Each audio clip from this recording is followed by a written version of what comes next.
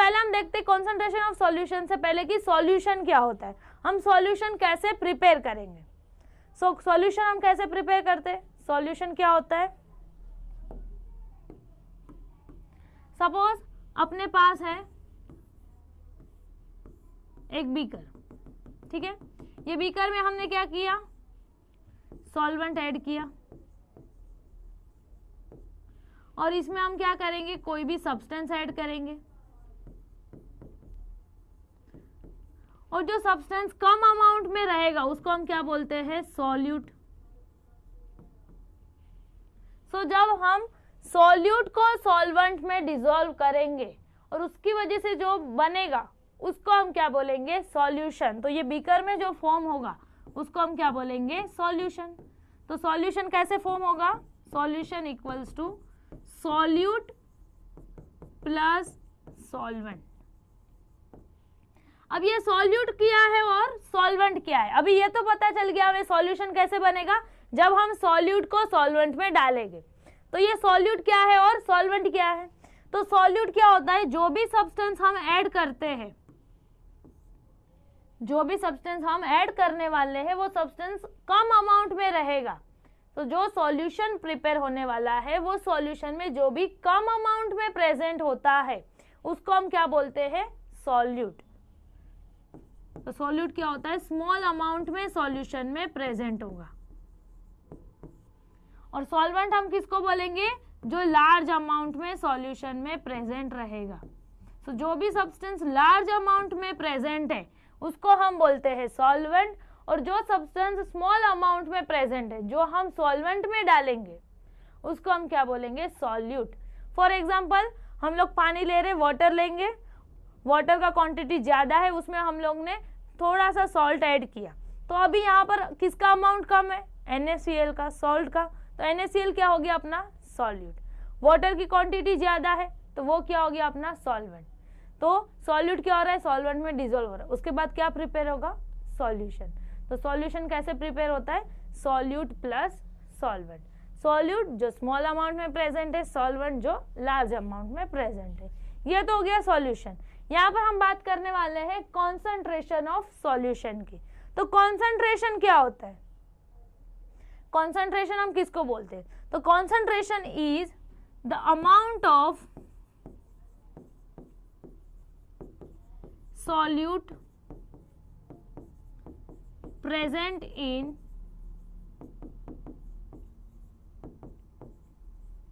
given volume of solution.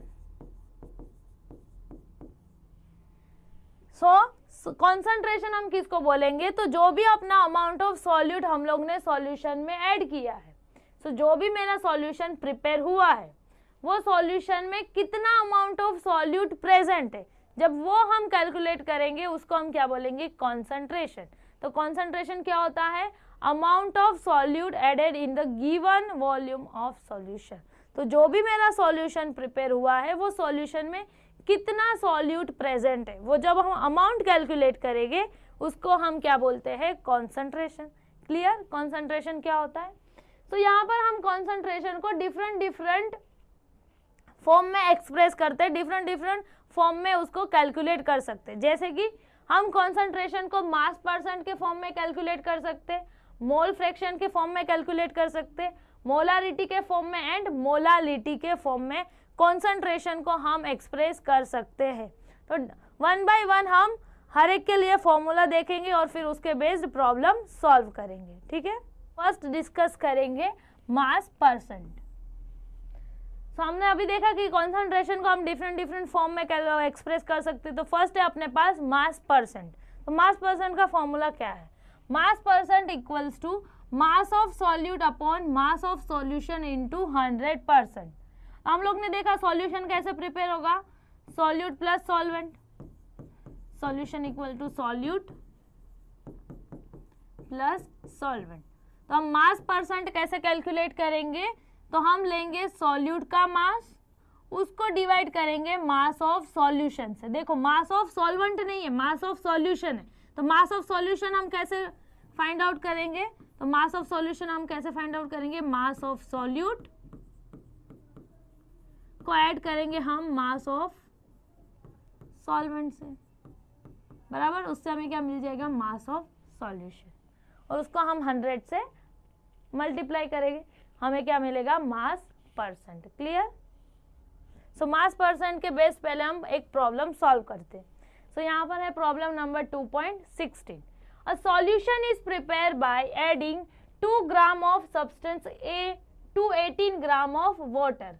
Calculate the mass percent of the solute. यहाँ पर हमें क्या कैलकुलेट करना है, मास परसेंट ऑफ सॉल्यूट। अभी हम लोग ने फॉर्मूला देखा, मास परसेंट का फॉर्मूला क्या है, mass percent equal to mass of solute upon mass of solution into 100, बराबर। यहाँ पर हमारे पास क्वेश्चन में क्या गिवन है, a solution is prepare by adding 2 gram of substance A और 18 ग्राम ऑफ वाटर। तो हम एक सॉल्यूशन प्रिपेयर कर रहे हैं, उसमें क्या कर रहे हैं, 2 ग्राम ऑफ एक सब्सटेंस ले रहे ए, उसको हम ऐड कर रहे हैं 18 ग्राम ऑफ वाटर में। तो यहाँ पर अपना सॉल्यूट कौन सा है और सॉल्वेंट कौन सा है। हम सॉल्यूट किसको बोलेंगे, जो कम अमाउंट में प्रेजेंट रहेगा सॉल्यूशन में, और सॉल्वेंट किसको बोलेंगे, जो ज्यादा अमाउंट में प्रेजेंट है। तो यहाँ पर देखो अपने पास है सब्सटेंस ए का 2 ग्राम और वाटर कितना है 18 ग्राम। तो यहाँ पर अपना सॉल्यूट कौन सा होगा, ए, और सॉल्वेंट क्या होगा अपना, वाटर। तो यहाँ पर देखो सॉल्यूट कितना है, मास of solute 2 gram, mass of solvent 18 ग्राम। वह फॉर्मूला में हमें क्या चाहिए, मास ऑफ सॉल्यूशन। क्या करेंगे, दोनों को ऐड करेंगे। So mass of solute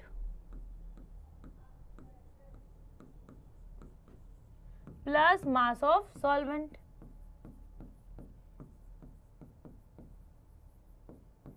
so 2 +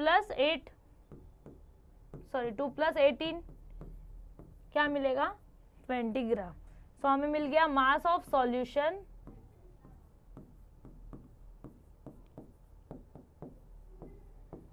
20 gram.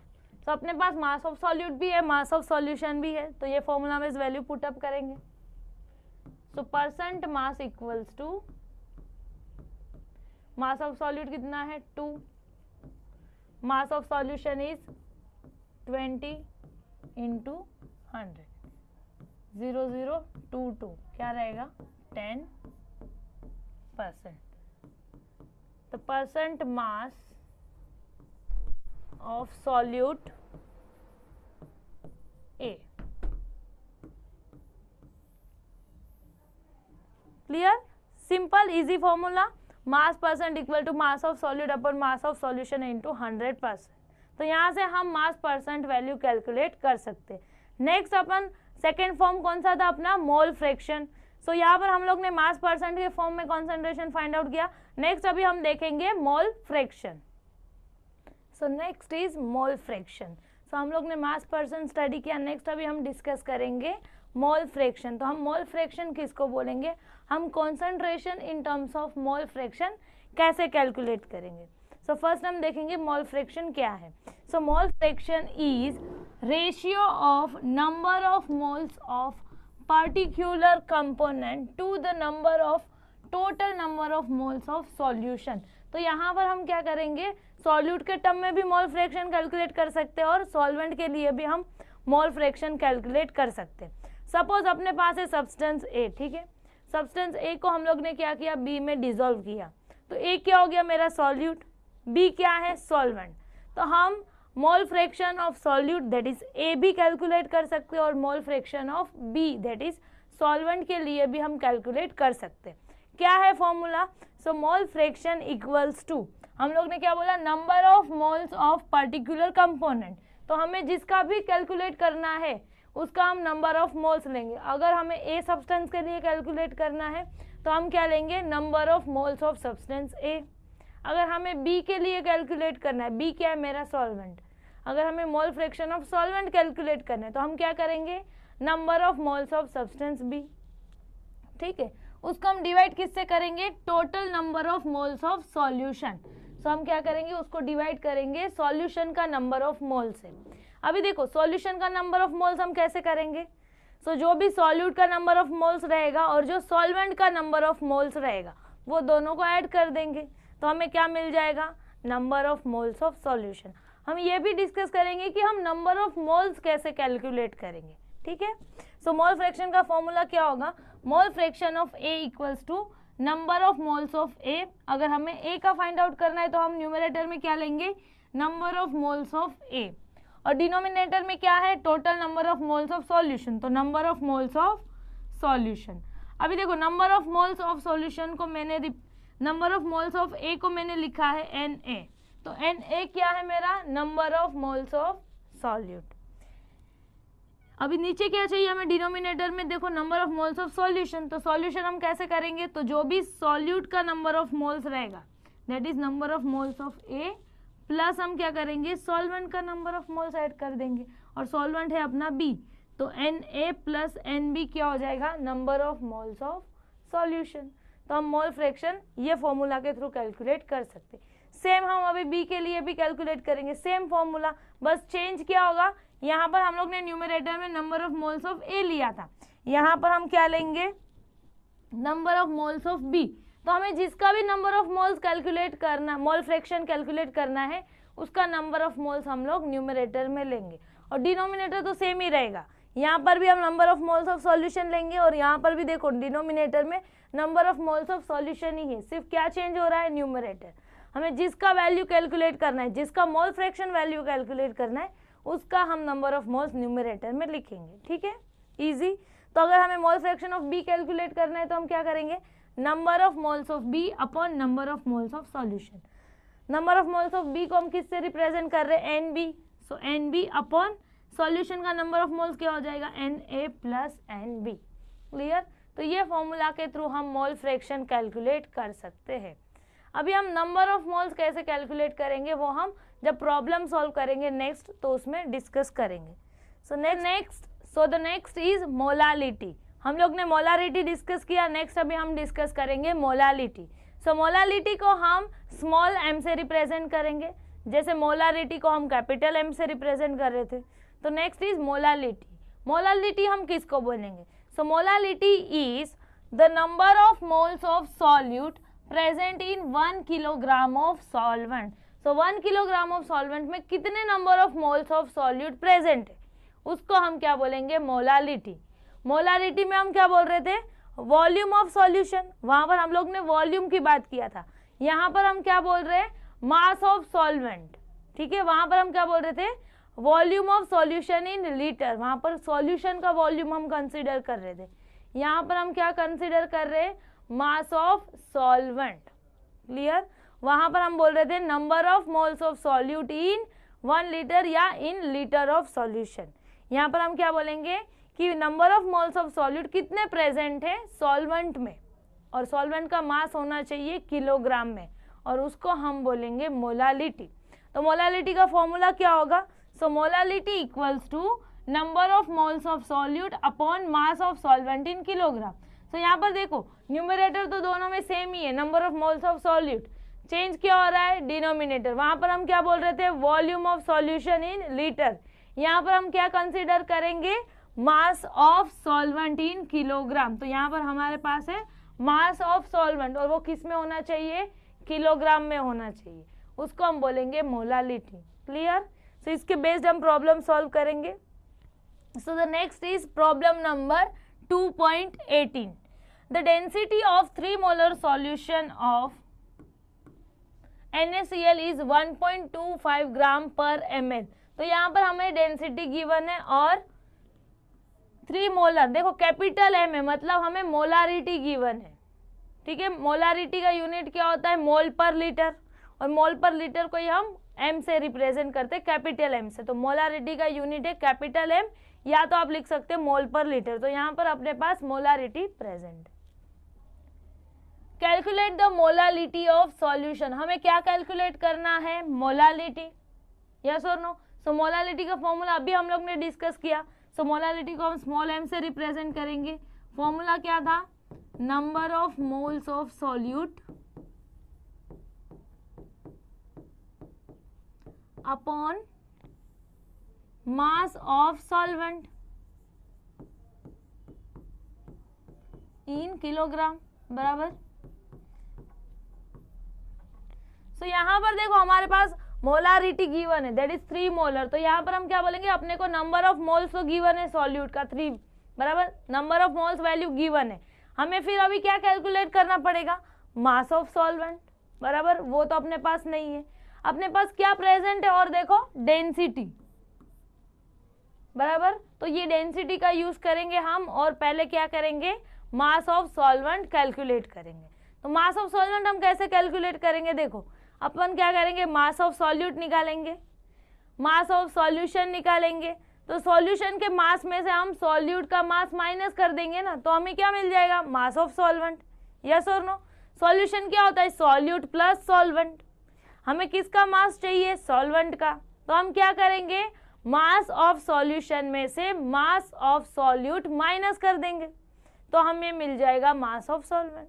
Yes, सो पहले हम क्या करेंगे, सॉल्वेंट सॉल्यूट के लिए मास निकालेंगे, देन सॉल्यूशन का मास निकालेंगे, फिर उनको माइनस करेंगे तो हमें मिल जाएगा मास ऑफ सॉल्वेंट। फिर हम इसमें वैल्यूज पुटअप करेंगे और फिर मोलालिटी कैलकुलेट करेंगे। ठीक है,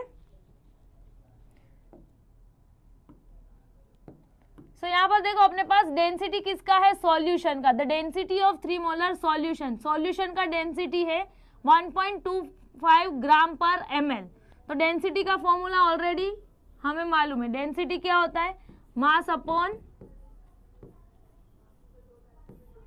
वॉल्यूम बराबर, density equal to mass upon volume. तो यहां से हमें क्या मिलेगा, सॉल्यूशन का मास, बिकॉज डेंसिटी किसका गिवन है, सॉल्यूशन का। तो यहां से फर्स्ट हमें क्या मिलेगा, mass of solution. So first हम फाइंड करेंगे mass of solution.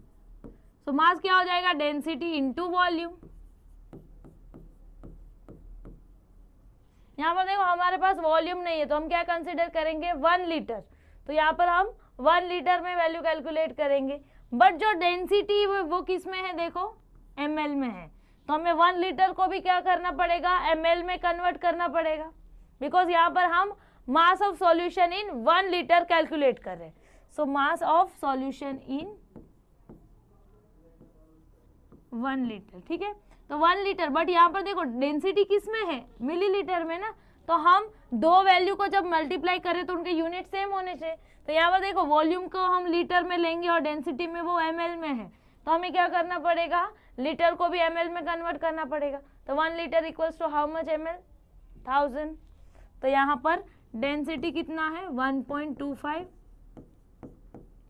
So 1 litre को हम जब ml में कन्वर्ट करेंगे तो 1000 से मल्टीप्लाई करेंगे, तो यहाँ पर क्या मिलेगा, 1250 ग्राम बराबर।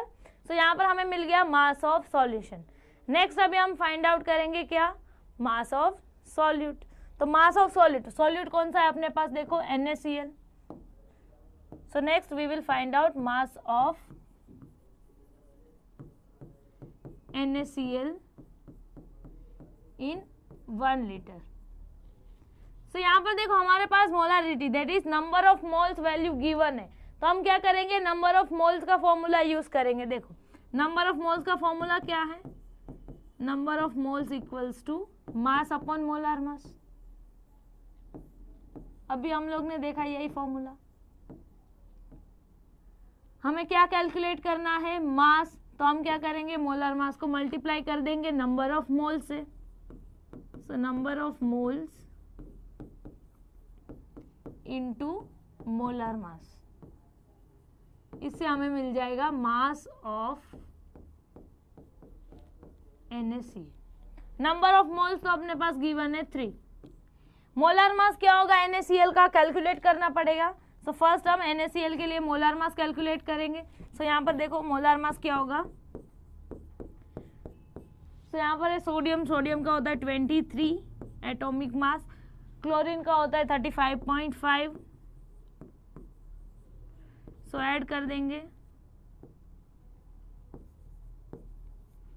सो यहाँ पर मिलेगा हमें 58.5। सो यहाँ पर मल्टीप्लाई करेंगे 58.5, क्या मिलेगा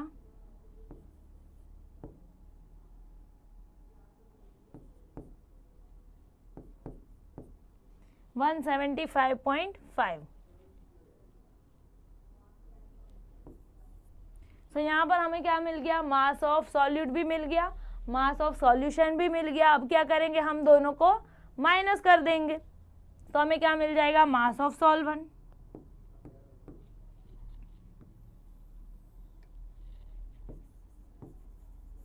So mass of solvent equals to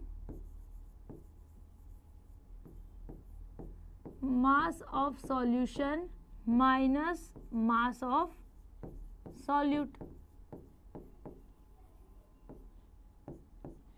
बराबर। सो यहाँ पर है मास ऑफ सॉल्यूशन 1250 माइनस यहाँ पर है 175.5। सो माइनस करेंगे,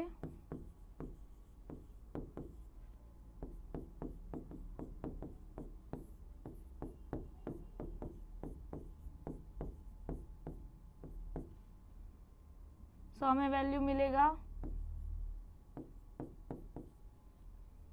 1074.5 ग्राम। तो यहाँ पर हमें मास ऑफ सॉल्वेंट मिल गया ग्राम में, हमें किस में चाहिए, किलोग्राम में। तो ग्राम को हम क्या करेंगे, किलोग्राम में कन्वर्ट करेंगे, तो क्या हो जाएगा 107.74.5 इंटू 10⁻³ करेंगे तो ये वैल्यू केजी में मिल जाएगा। 10⁻³ मतलब क्या होगा, 1.0745 किलोग्राम। तो यहाँ पर हमें मिल गया मास ऑफ सॉल्वेंट। अब हम ये फॉर्मूला यूज करेंगे मोलालिटी कैलकुलेट करने के लिए, ठीक है। So m equals to number of moles of solute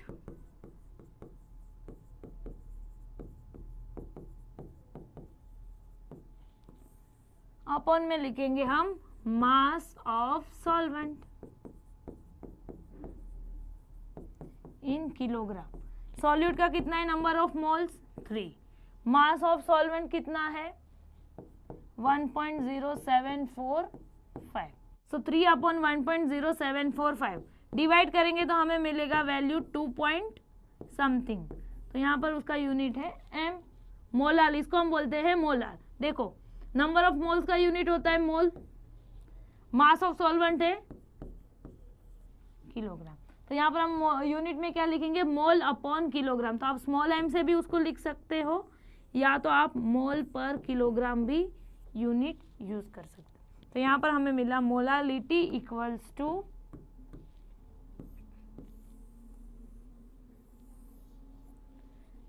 ठीक है 2.074 या ऐसा कुछ वैल्यू आपको मिलेगा। तो यहाँ से हमने कैलकुलेट किया मोलालिटी। तो यहाँ पर देखो टेक्स्ट बुक में जो है वो बहुत ही शॉर्ट में दिया हुआ है। एक्चुअली में यहाँ पर हम लोग ने 3 स्टेप्स यूज किया। पहले हम मास ऑफ सॉल्यूट कैलकुलेट करेंगे, सॉल्यूशन का मास कैलकुलेट करेंगे, फिर उसमें से सॉल्वेंट का कैलकुलेट करेंगे और फिर मोलालिटी कैलकुलेट करेंगे, ठीक है, easy. Next topic is use of graph in analysis. तो यहाँ पर हम ग्राफ, जब हमें ग्राफ का नेचर कुछ कैसे, ग्राफ के नेचर से हम कैसे वैल्यूज को या उसको कैसे एनालाइज कर सकते हैं वो यहाँ पर हम डिस्कस करने वाले। तो यहाँ पर है अपने पास वॉल्यूम और टेम्परेचर का रिलेशन। तो यहाँ पर हम डिस्कस करेंगे जब हम volume versus temperature graph draw करते हैं कोई भी गैसियस सब्सटेंस के लिए।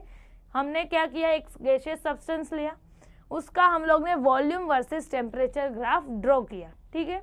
तो यहाँ पर जब हम volume versus temperature graph draw करेंगे तो हमें सपोज वैल्यूज ये पॉइंट्स मिल रहे हैं हमें ग्राफ में, ठीक है। ये जो मैंने क्रॉस किया हुआ है वो क्या है, मेरे पॉइंट्स है। जब हम लोग ने वॉल्यूम वर्सेस टेम्परेचर का ग्राफ ड्रॉ किया तो हमें ये वाले पॉइंट्स मिल रहे। अगर हम इसको अगर ज्वाइन करेंगे, देखो तो यहाँ पर हम बोल सकते हैं, देखो कोई एक अरेंजमेंट में पॉइंट्स हमें नहीं मिल रहे, ना तो स्ट्रेट लाइन में ना ही कर्व में, यहाँ पर कुछ अलग ही हम लोग को मिल रहा है। देखो यहाँ पर हम बोल सकते हैं जिगजैग मैनर में पॉइंट प्रेजेंट है। तो ये पॉइंट्स जिगजैग मैनर में प्रेजेंट, तो यहाँ से हम कुछ भी यूज नहीं कर सकते, कुछ भी एनालाइज नहीं कर सकते ना, क्योंकि यहाँ पर कुछ एक फिक्स पैटर्न ना कुछ रेगुलरिटी है ही नहीं पॉइंट में। यहाँ पर हम लोग को देखो कितना इरेग्युलर ग्राफ मिला है, पॉइंट्स देखो बहुत ही ज़्यादा डेविएट हुए, तो यहाँ से हम कुछ भी डाटा यूज नहीं कर सकते, यहाँ से हमें कुछ भी इंफॉर्मेशन नहीं मिलेगा। तो जब हमें ये तरह का ग्राफ मिलेगा तो हम इसको कैसे सॉल्व करेंगे, तो इसको हम क्या करेंगे, ये जो पॉइंट प्रेजेंट है जिगजैग मैनर में, वो पॉइंट में से हम एक बीच में से, ये पॉइंट के बीच में से हम एक लाइन ड्रॉ करेंगे। जैसे कि यहाँ पर देखो मैंने किया, ये पॉइंट्स जो थे उसके बीच में से हम लोग ने क्या किया, एक स्ट्रेट लाइन ड्रॉ किया, ठीक है। तो ये स्ट्रेट लाइन हम जो ड्रॉ कर रहे हैं उसको हम क्या बोलेंगे, एवरेज लाइन। तो ये एवरेज लाइन हम कहाँ पर ड्रॉ करेंगे, तो हम वहां पर ड्रॉ करेंगे जहां से जो ऊपर की तरफ पॉइंट आ रहा है और जो नीचे की तरफ पॉइंट है, वो दोनों के बीच में ये जो डिस्टेंस है वो क्या होना चाहिए, सेम होना चाहिए।